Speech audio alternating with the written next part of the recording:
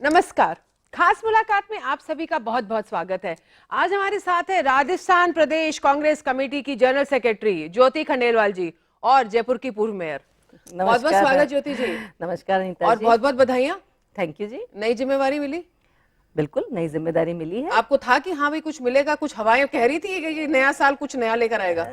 बिल्कुल उम्मीद थी कि पार्टी जरूर कुछ ना कुछ नई जिम्मेदारी देगी और मैं धन्यवाद देना चाहती हूँ सोनिया जी, राहुल जी को, हमारे अध्यक्ष सचिन पायलट जी को, अशोक गहलोत जी को कि उन्होंने विश्वास जताया और एक जिम्मेदारी दी है और मेरा पूरा प्रयास रहेगा कि मैं उस जिम्मेदारी को बखूबी पूरा कर सकूं। उन लोगों को भी धन्यवाद देना चाहेंगे जिन्होंने आपके कार्यकाल के आखिरी साल में खासा परेशान किया था जी आपको, उनको भी दे दो धन्यवाद जी। बिल्कुल धन्यवाद। तो मेरे को मैं कहूंगी उन कांग्रेसियों को की बात करी, वैसे मैं भाजपा वालों की नहीं कर रही। तो सबको ही बिल्कुल, मैं जो मेरा समय निकला मेयर कार्यकाल का और जो एक विपरीत परिस्थितियों और चुनौतियां और जिस तरह के माहौल का मुझे सामना करना पड़ा, मैं बहुत धन्यवाद देती हूँ उन सब लोगों को, चाहे वो अधिकारी हों, ठेकेदार हों, बीजेपी के जनप्रतिनिधि हों और कुछ कांग्रेस के जनप्रतिनिधि भी हों, क्योंकि वो समय ने मुझे बहुत कुछ सिखाया है। विपरीत परिस्थितियों में जब हम काम करते हैं तो आपको बहुत सारी चुनौतियों का जब सामना करना पड़ता है तो वो समय आपको बहुत सिखा के जाता है। लेकिन धीरे धीरे करके सब चीजों के जवाब आते गए, आपके ऊपर लगाए हुए इल्जामों के, कोर्ट ऑर्डर्स के, हर चीज का एक एक करके इस पिछले साल में और इस साल में जवाब आता गया। इतना क्लियर जवाब आया कि जहां मैंने आरोप लगाए वो जेल के अंदर गए, चाहे वो आईएएस हो, आईपीएस हो, आरएएस हो, इंजीनियर्स हो, और जहां मेरे ऊपर आरोप लगे तो हाई कोर्ट तक से जो है वहां पर सीजे के द्वारा क्लीन चिट जो है वो बिल्कुल मिली। चलिए तो आगे जवाब सबको मिले। प्रदेश कांग्रेस कमेटी की आपको जनरल सेक्रेटरी डिक्लेयर किया गया है। फर्स्ट पहला मुद्दा क्या रहेगा? क्योंकि देखें जी, आज के दिन जो दो खेमे कांग्रेस में बने हुए हैं, चाहे आप अभी मुझे बिल्कुल साफ कह देंगे कि नहीं जी ऐसी कोई बात नहीं है, केवल मीडिया खबर देती है, लेकिन इस सत्य से हर कोई वाकिफ है। एज जनरल सेक्रेटरी अभी आपका क्या एजेंडा रहेगा, फर्स्ट एंड मेन एजेंडा? देखिए मैं बिल्कुल जो बात आपने कही है उसको सिरे से खारिज तो करूंगी ही, क्योंकि अवश्य कीजिए। क्योंकि मुझे कभी ऐसा कुछ कहा, मेरा कोई एक्सपीरियंस कभी ऐसा कुछ नहीं है कि आप उस गुट के हो इसलिए आपको ये नहीं करना पड़ेगा, या आप उस गुट से जा रहे हो तो आपको ये करना पड़ेगा, आपको अगर ये जिम्मेदारी दे रहे हो तो आपको उस गुट में नहीं, उस गुट से जाकर के नहीं मिलोगे। मुझे नहीं पता, इसलिए मुझे तो कोई गुट की कभी कोई बात आई नहीं। मुझे तो सब जगह से मैं कहूंगी कि मार्गदर्शन समय पर मिलता रहा। लेकिन एजेंडे की जहां तक बात है, मेरा सबसे पहला एजेंडा रहेगा, क्योंकि आपको जनरल सेक्रेटरी की भूमिका दी गई, तो पार्टी कैसे मजबूत हो सके, पार्टी कैसे जनता में वापस जाकर के अपनी छवि को दोबारा प्राप्त कर सके। क्योंकि इस समय जो हम देख रहे हैं कि भारतीय जुमला पार्टी के जो एक पूरा माहौल जो मिला और उससे जनता को जो भावनाओं के साथ जो खिलवाड़ किया गया, वैसे जनता की भावनाओं के साथ खिलवाड़ होता तो जी लोकल बॉडी चुनाव, पंचायती राज चुनाव, वहां तक भी कांग्रेस अपनी नहीं बना पाई। क्या आपको लग रहा है कि जहां से आप, जब आपने मेयरशिप छोड़ी थी और अब तक बहुत सारा ग्राउंड लूज किया है कांग्रेस ने, और आपका आज आपको और भी ज्यादा, मतलब मैं तो कहूंगी सख्ती से कार्य करना पड़ेगा वापस खड़े होने के लिए? बिल्कुल मैं इस बात को बिल्कुल स्वीकार करती हूँ कि कांग्रेस को वापस मजबूती से काम करना पड़ेगा, वापस संगठन को मजबूत करके जनता के बीच में जाना होगा, ये तो हम मान ही रहे हैं। लेकिन निश्चित रूप से हाँ, आपने जो कहा कि बिल्कुल उसके बाद जो नहीं जनता ने तो नकारा है, अगर खारिज किया है सिरे से तो वो भारतीय जनता पार्टी को किया है, ना राज्य में बल्कि केंद्र में भी किया है। आप स्थितियां देखिए, मैं तो ये मानती हूँ राज्य की बात करें, आप राजस्थान प्रदेश कांग्रेस कमेटी के अध्यक्ष हैं और मेरे ख्याल से पंचायती राज के भी जो चुनावों के रिजल्ट आए हैं और लोकल बॉडी के भी आए हैं, वो से आप वाकिफ होंगे अच्छी तरह। लेकिन उसमें अगर जनरल सेक्रेटरी लाभ मिला है, और मैं ये मानती हूँ कि जब पंचायती चुनाव और नगर निकाय के चुनाव होते हैं उसमें जिस पार्टी की सरकार होती है उसको एक एक्स्ट्रा बेनिफिट होता है, क्योंकि सब जानते हैं कि आखिर ये जो संस्थाएं हैं ये काम बिना राज्य सरकारों के मदद के नहीं कर सकती, और कहीं ना कहीं पूरा हस्तक्षेप राज्य सरकार का रहता है। तो जनता की भी ये भावना रहती है। आपका मेयर का एक्सपीरियंस बोल रहा है? देखिए, एक जनरल आप न केवल, हाँ मैं कहना चाहूंगी मेयर का एक्सपीरियंस भी मेरा ये बोल रहा है, क्योंकि जनता को पता है कि अगर हमने यहाँ पर अगर कुछ विपरीत पार्टी को दिया है तो फिर राज्य सरकार से इस काम करवाने में बहुत दिक्कतों का सामना करना जयपुर कैपिटल है और बहुत सारा जो कांग्रेस को अपनी इमेज बिल्डिंग और जो करना पड़ेगा वो कैपिटल में करना पड़ेगा। कैसा तालमेल रहेगा आपके जयपुर के अध्यक्ष साहब खाचरियावास जी के साथ? बिल्कुल अच्छा तालमेल रहेगा। वो एक मैं तो ये कहूंगी कि मैं कॉलेज से पढ़ती थी तब से उनको देखती आ रही हूँ, संघर्ष करने में उनकी पहचान है और संघर्ष करते रहते हैं वो। चुनाव भी लड़ने का उनको बड़ा लंबा एक्सपीरियंस है, चाहे किसी भी पार्टी से, मतलब उनको चुनाव लड़ना होता है तो वो निश्चित रूप से वो चुनाव को लगातार लड़ते रहे हैं और संघर्ष की उन्होंने एक अपनी पूरी भूमिका तैयार की है। अब वो क्या तो हम कांग्रेस मानेंगे में कि इसका निश्चित रूप से पार्टी को जरूर फायदा मिलेगा। अंदरूनी संघर्ष को वो शांत करेंगे? देखिए, अंदरूनी संघर्ष की बातें तो मैं फिर कहना चाहूंगी कि शायद ज्यादा मीडिया का ही हवा दीवी देखिए, होती है। बाकी जब पार्टी के लेवल पर जब बात आती है तो हम सभी पार्टी के हित के बारे में सोचते हैं, और पार्टी हित के बारे में जब सोचेंगे और काम करेंगे तो निश्चित रूप से पार्टी को और ज्यादा मजबूती मिलेगी। आप एक दो हमें ग्राउंड रियलिटी पे बताइए कि जहां पर कांग्रेस को अच्छे उनकी शोइंग नहीं रही है पिछले चुनावों में, वहां पर आप एक दो क्या बिंदु केंद्र पे फोकस करके वहां के लोकल बंदों से बात करेंगे? देखिए, सबसे बहुत पहली बड़ी बात जिम्मेवारी तो है आप पर। मैं बिल्कुल कहना चाहूंगी कि जहां की मुझे जिम्मेदारी दी जाएगी, अभी तो ये जिम्मेदारियां और बांटी जाएंगी, बिल्कुल। तो जो जिम्मेदारी दी जाएगी उसमें हमारा सबसे बड़ा जो फोकस रहेगा वो युवा और महिलाएं रहेंगी। क्योंकि मेरा ये मानना है कि जो हम लहर की जो पिछली बार जो चुनावों में जो बातें कर रहे थे उसमें इन दो फैक्टर्स का बहुत बड़ा रोल था, और युवाओं के ऊपर फोकस करने में तो सबसे बड़ी जो है कि सरकार ने जो वादा किया कि हम युवाओं को रोजगार देंगे, और वो बिल्कुल फ्लॉप साबित हुआ है, एक जुमले की तरह वो निकल करके आया, और युवा इस बात को बहुत स्वीकार कर रहा है। तो हम ग्राउंड रियलिटी पर जाकर के वहीं से शुरू करेंगे कि आपको इस सरकार ने यहाँ पर कुछ नहीं दिया है, केवल वादा दिया है, और मतलब आप ये करेंगे कि लोगों से कनेक्ट करेंगे? बिल्कुल, निश्चित लेकिन रूप से। मैं तो मुझे जी ये लगता है पूछ रही कि थी कि आप कांग्रेस के कार्यकर्ता से कैसे कनेक्ट करोगे? वो भी बेचारा खासा परेशान है आज के दिन। देखिए, मैं तो ये कहूंगी अनिता जी, यहाँ पर एक बात को कहना चाहूंगी कि कांग्रेस के कार्यकर्ता और कांग्रेस की पार्टी बहुत बड़ी पार्टी है, और कागज की नाव अगर एक बार पार हो गई तो इससे कहां समुंदरों की हार हो गई। तो कांग्रेस पार्टी कोई बहुत छोटी पार्टी नहीं है, लेकिन आप ये मानती है कि आज के दिन बड़े नेताओं को कार्यकर्ताओं से कनेक्ट करने की जरूरत है, ये आप मानती हैं? इसके लिए लगातार प्रयास हो रहे हैं, चाहे हमारे अध्यक्ष जी के लेवल पर देखें और चाहे पूर्व मुख्यमंत्री जी के लेवल पर देखें। दोनों जिस तरीके से लगातार जिलों के दौरे कर रहे हैं, वहां पर मिल रहे हैं, मीटिंग्स कर रहे हैं, और जो रिस्पॉन्स आ रहा है वो इस बात को साबित कर रहा है कि लोग वो कोशिश कर रहे हैं कार्यकर्ताओं से जुड़ने की, और कार्यकर्ता भी तैयार है उनके साथ जुड़ने के लिए और काम बस करने वो के लिए। सबसे जरूरी रहेगा। अगर कार्यकर्ता मोटिवेटेड रहेगा तो वो राजस्थान की जनता को छू सकता है। कार्यकर्ता ही होता है, नेता वही बनाते हैं कार्यकर्ता, और कोई ना हर नेता कार्यकर्ता तो है ही, तभी वो नेता बन पाता है, अदरवाइज उसकी नेतागिरी बहुत लंबे समय तक चल नहीं सकती। तो जी जनरल सेक्रेटरी साहिबा, आपको बहुत बहुत शुभकामनाएं। आप जिन भी मुद्दों को लेकर, जिस भी एम को लेकर मैदान में उतरी हैं ईटीवी परिवार की ओर से, उसके लिए आपको शुभकामनाएं, और अब अपना कार्य बिल्कुल 100% अपना काम मैं पूरा कर धन्यवाद सके। देना चाहती हूँ ईटीवी परिवार को, क्योंकि इनका शुभकामनाएं और सहयोग मुझे हमेशा मिला है। तो मैं कोशिश, मुझे ये उम्मीद रहेगी कि आगे भी जो मैं जनता के हित के मुद्दे उठाऊंगी उसमें आपका सहयोग मुझे हमेशा मिलता रहेगा। जी, आपका बहुत बहुत शुक्रिया। जय हिंद। जय हिंद। तो ये थी चर्चा ज्योति खंडेलवाल जी से। लेकिन अभी जाइएगा नहीं, क्योंकि अभी चर्चा रहेगी हमारी एक और कांग्रेस के पदाधिकारी से। लेकिन वो कौन है ये आपको पता चलेगा ब्रेक के बाद। हमारे साथ रहिएगा।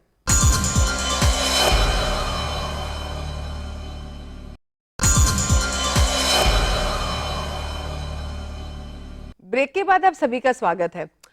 और अब ज्योति खंडेलवाल जी से चर्चा के बाद हमारे साथ हैं रमेश मीना जी, जो कि सपोट्रा करौली डिस्ट्रिक्ट के एमएलए हैं और प्रतिपक्ष के उपनेता भी हैं। आपका बहुत बहुत स्वागत मीना जी। बिल्कुल अनीता जी, आपको भी बहुत बहुत धन्यवाद, आपने मुझे यहाँ बुलाया। अब भाई, आप उन कुछ चंद कांग्रेस एमएलए में से हैं जो कि मोदी वेव के अंदर अपना जहाज आप लेकर गए और उसके बावजूद आपने सीट जीती। क्या रहा सर, किस लिए? मतलब आपको क्या लगता है कि क्योंकि आप लोगों से कनेक्टेड रहे, हवा में नहीं बहे, क्या रहा? तब आपको क्या लगता था नहीं जीतूंगा, या लग रहा था कि नहीं ये जो मोदी वेव चल रही है? हमने जो काम किया धरातल में, हमारे जो आज करौली डिस्ट्रिक्ट में 4 सीटें, उसमें से 3 कांग्रेस की हैं। पूरे राजस्थान में नंबर 1 पे हम 3 कांग्रेस के विधायक जीते, और मैं दूसरी बार रनिंग उसी सीट से विधायक हूँ। तो जो जैसे परिणाम रहे, हमने लॉर्ड लेवल पर बिल्कुल टैल तक काम किया है, लोगों के साथ मजबूती के साथ खड़े रहें, और जो भी लोगों की जन समस्या थी उनको सड़क से लेकर सदन तक हमने विधानसभा में पिछली बार भी उठाया, और जब हमारी सरकार थी तब भी हम माननीय मुख्यमंत्री और संबंधित मंत्रियों से हमारा एक ही काम था कि भाई लोगों के काम कराएं, हमें विधायक बनाए, जिम्मेदारी लोगों ने दी है तो हमारा कर्तव्य, हमारा धर्म है कि हम लोगों के साथ जुड़कर रहें, और हमें यही काम मिला और उसको हमने बखूबी निभाया। तो आज हम दूसरी बार विधायक बने, और इस बार भी मैं आपको बता दूं कि अभी करौली जिले से मेरा छोटा भाई भी जिला प्रमुख है कांग्रेस पार्टी से, और 4 प्रधान भी हमारे ही हैं अभी प्रेजेंट में।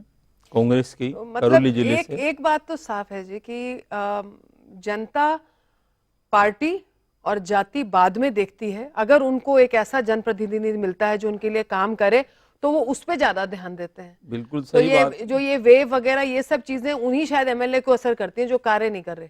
जाति है, क्षेत्रवाद है। आम जन की समस्याओं को, राजनीति एक जाति से नहीं चलती है, सभी लोगों को साथ लेकर चलोगे और जो हमारा गरीब भाई है उसका आप काम करोगे तो निश्चित रूप से आपको फतह मिलेगी, आपको सफलता मिलेगी। तो हमने यही सीखा है हमारे सीनियर से, नेता से, कि ईमानदारी से काम करो और जो आपको कर्तव्य दिया है, कर्म दिया है, उसको बिल्कुल पारदर्शिता के साथ निभाओ।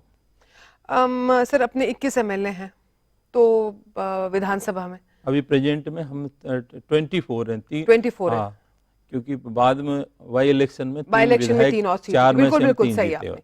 सो सर अभी आपके 24 एमएलए हैं तो बिल्स वगैरह जब पास हो रहे होते हैं या होता है कि विधानसभा के अंदर आप प्रतिपक्ष के उपनेता हैं, आपको मतलब कितना आपको लगता है कि हमारी कितनी स्ट्रांग वॉइस है, हम कितना बोल पाते हैं, हमारी कितनी सुनवाई होती है? क्योंकि बैलेंस बहुत ज्यादा क्लियर है नहीं सर। वैसे आप बात जो आपने कही, संख्या बल हमारा कम है, लेकिन विधानसभा में हमारी बात को हम रखते हैं तो उसके लिए संख्या बल की जरूरत नहीं होती। उसके लिए आदमी को ज्ञान की, पढ़ाई की जरूरत होती है। संबंधित विधेयक हैं या आपका प्रस्ताव है, आपकी जो भी जितने भी अनुसूचियां वगैरह हैं, जो भी विधानसभा का बिजनेस होता है उस संदर्भ में उसको विधायक को जानकारी होनी चाहिए, नियम कानून की भी जानकारी होनी चाहिए कि विधानसभा में कोई चीज उठाने के एक नियम कानून बने हैं। ऐसे नहीं है कि आप मर्जी हो जब बोल लो और मर्जी हो जब खड़े हो जाओ, ऐसा नहीं है। सब चीजों को ध्यान में रखते हुए कौन सी चीज किस नियम में लगेगी, उस नियम का पालन करते हुए हम विधानसभा के सदन पटल पर रखते हैं। तो वहां पर अपनी जो बहस करते हैं, जानकारी देते हैं, उसका मंत्री सरकार जवाब देती है। वैसे तो हम कम हैं, लेकिन पिछली बार आपने हमें देखा होगा, अभी 5वां सत्र था जी, तो पिछली बार मैंने ही विधानसभा में खनिज जो घोटाला हुआ था उस संदर्भ में सबसे पहले मैंने कहा था कि मैंने कि दिल्ली से एक सिंह नहीं, सिंह भी आया है, यहाँ राजस्थान में आया है, तो इसका पहले भी ठीक नहीं रहा कार्यकाल और इस बार आया है। और इस तरह जिस प्रकार इन्होंने खनिज में माइनिंग के जो अलॉटमेंट किए उसके खिलाफ हमने विधानसभा में आवाज उठाई। उसके बाद हमारे माननीय प्रदेश अध्यक्ष सचिन पायलट जी ने यहाँ राज्यपाल को ज्ञापन दिया, राष्ट्रपति को ज्ञापन दिया, हम कैग भी गए, सीएजी वहाँ भी गए। उसके बाद हमने सरकार पर दबाव बनाया तो आज जो खाना आवंटित की, अनियमितताएं की, वो सरकार को खान निरस्त करनी पड़ी। आज राजस्थान का जो वातावरण है, पूरे राज्य में देखो आप किस तरह का वातावरण बना हुआ है। भारतीय जनता पार्टी ने जब स्वराज संकल्प यात्रा के दौरान जब ये कहा था कि हम पूरे राजस्थान का समग्र विकास करेंगे, लोगों को मूलभूत सुविधाएं उपलब्ध करवाएंगे और साथ साथ आज आप महिला हैं तो उस संदर्भ में बात कहूं कि जब हमारा राजा आएगा तो महिलाओं का खोया हुआ सम्मान हम वापस लौटाएंगे, उनकी रक्षा करेंगे। लेकिन आज प्रदेश में किस तरह का वातावरण है? मैं आपसे एक बात पूछना चाहती हूँ जी कि चाहे मतलब कांग्रेस का शासनकाल हो और चाहे भाजपा का हो, आम जनता का तो फिर मतलब यही हाल रहेगा। नहीं, बात मंशा सरकार की होनी चाहिए। आज आप सरकार के जितने भी मंत्री हैं आपको लगेगा या तो बेबस हैं या बेलगाम हैं। हमारे गृह मंत्री कहते हैं कोई कानून को तोड़ता है तो उसको उल्टा लटका दो, कोई किसान आत्महत्या कर लेता है तो कहता है पेड़ पे लटक के मर गया तो मैं क्या करूं, कोई मंत्री कोई कहता है कि भाई प्लीज मेरे तो काम करवा दो। जो कैबिनेट मिनिस्टर है इस तरह की बात करता है या कहता है, कोई जवाब आपके प्रेस वाले पूछते हैं कि जो महेंद्रा सेज के बारे में पूछा तो वो कहता है मैं एक अदना सा मंत्री हूं, मैं इसका जवाब नहीं दे सकता। तो जिस प्रकार सरकार इन 2.25 सालों में जो सरकार पे आपको बता दूं एक्चुअल फिगर जो है, कर्जा बढ़ा है आज 2.5 करोड़ हो गया बिजली इलेक्ट्रिसिटी को लेकर के, और जो कर्जा बढ़ा है तो इन 6 महीने में, 6 माही की बात कर रहा हूं, 7,000 करोड़ का राजकोषीय घाटा, और इस वर्ष जो कर्जा बढ़ेगा वो 19,000 करोड़। तो पिछले जो सर कुछ ऐसे ही बहुत सारे मोटे मोटे इल्जाम भाजपा ने कांग्रेस पे लगाए थे कि जी खाली करके दे दिया, वो सर वो हर 5 साल में हम लोग यही सुनते हैं। नहीं सुनते लेकिन नहीं है। आप मुझे एक बात बताइए, एक चीज मुझे बात बताइए कि क्या आपको ये लगा, आप एमएलए हैं, आप बहुत सारे कांग्रेस के एमएलए में से कुछ चंद एमएलए में से हैं जो विधानसभा में बैठते हैं, कि इस बार कांग्रेस ने जो भी लड़ाइयां हैं वो सड़क पर ज्यादा लड़ी हैं और विधानसभा में कम। नहीं, ऐसा नहीं है।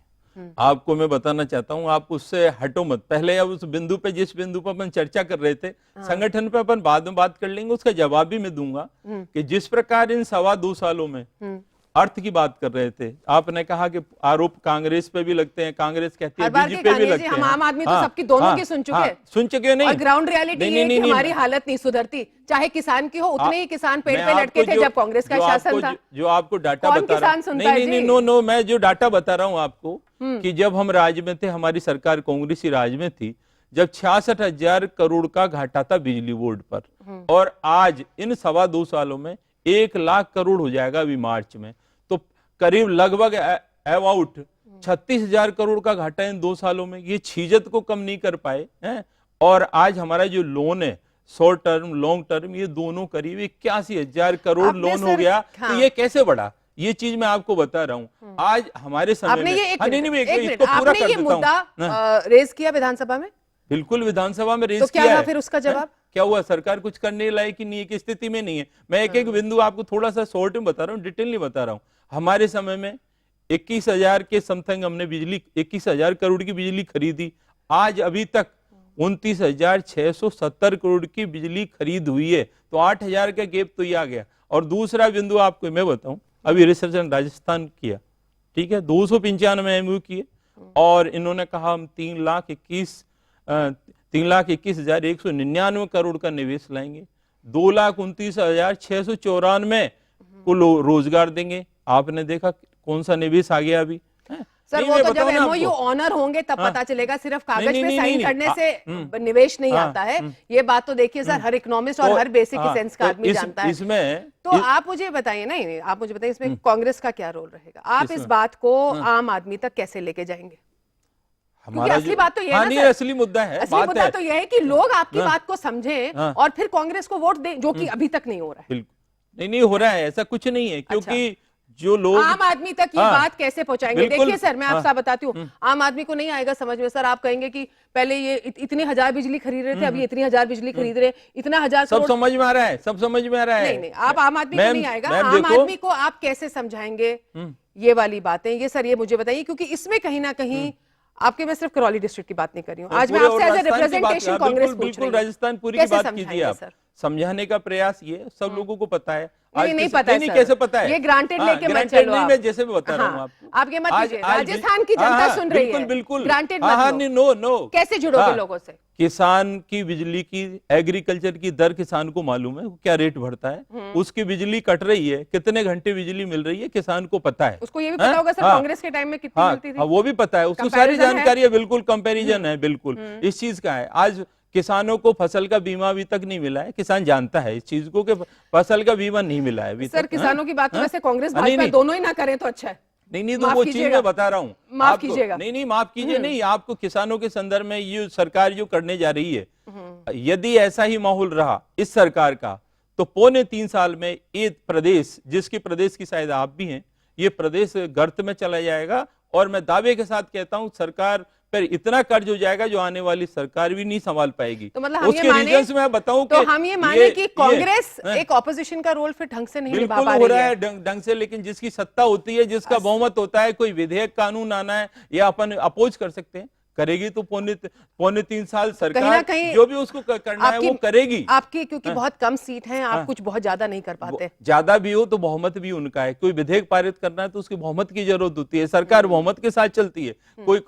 कोई ऑर्डिनेंस लाना है, कोई लॉ बनाना है, कोई भी चीज बनाना है। अभी जो आपने ये बात कही कि अगले 3 साल में राजस्थान प्रदेश बिल्कुल खड्डे में चला जाएगा, उसमें चला जाएगा, इसको रोकने के लिए कांग्रेस क्या करेगी? हम जो ये प्रयास कर रहे हैं, जैसे हमारी जितनी भी परियोजनाएं, थर्मल की जो 4 इकाइयां, इनको बंद करना चाहती है सरकार, हम उसको बंद नहीं करने देंगे।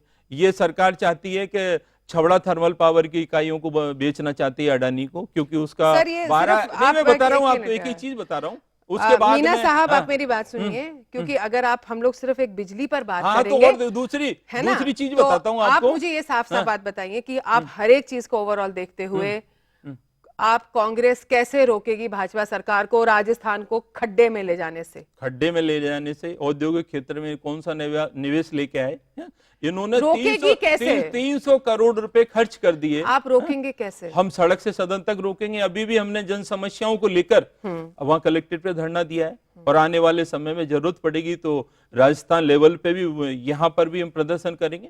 लोगों को बताने का काम तो हमारा है कि भाई ये जन समस्याएं, गर्त में बिजली है, पानी है, सड़क है। इन्होंने कहा 20,000 किलोमीटर आप सड़क इसको बनाएंगे। एक पीपी मॉडल पे बनाया कि एक रोड भी बनाई कि इन्होंने। तो आप ये कह रहे हैं कि आप भाजपा सरकार को रोक पाए ना रोक पाए, लेकिन आप इन मुद्दों को लेकर जनता के बीच में जाएंगे। जनता के बीच में जाएंगे। आज रोडवेज की क्या हालत हम है आप यही उम्मीद जानते हो। करेंगे जी आने वाले वर्षों में कि तो आप ये रोक नहीं पाए कि आप जनता के बीच में इन मुद्दों को भी लेके जाएं, और उसके साथ साथ हम उम्मीद करेंगे कि आप एक रिस्पॉन्सिबल ऑपोजिशन का रोल निभाते हुए हमेशा राजस्थान का जो एक हम लोग बेटरमेंट है उसी को हम लोग ध्यान में रखें, और जहां पर भी एक रिस्पॉन्सिबल और बैलेंस्ड ऑपोजिशन की जरूरत है आप वो रोल भी निभाएं। ठीक है, आपका बहुत बहुत धन्यवाद मीना साहब। Thank you. जय हिंद। तो जी ये रही चर्चा। खास मुलाकात में हमारे साथ थे ज्योति खंडेलवाल जी और उसके बाद रमेश मीना जी। हम जल्दी आपके बीच दोबारा होंगे, तब तक जय हिंद।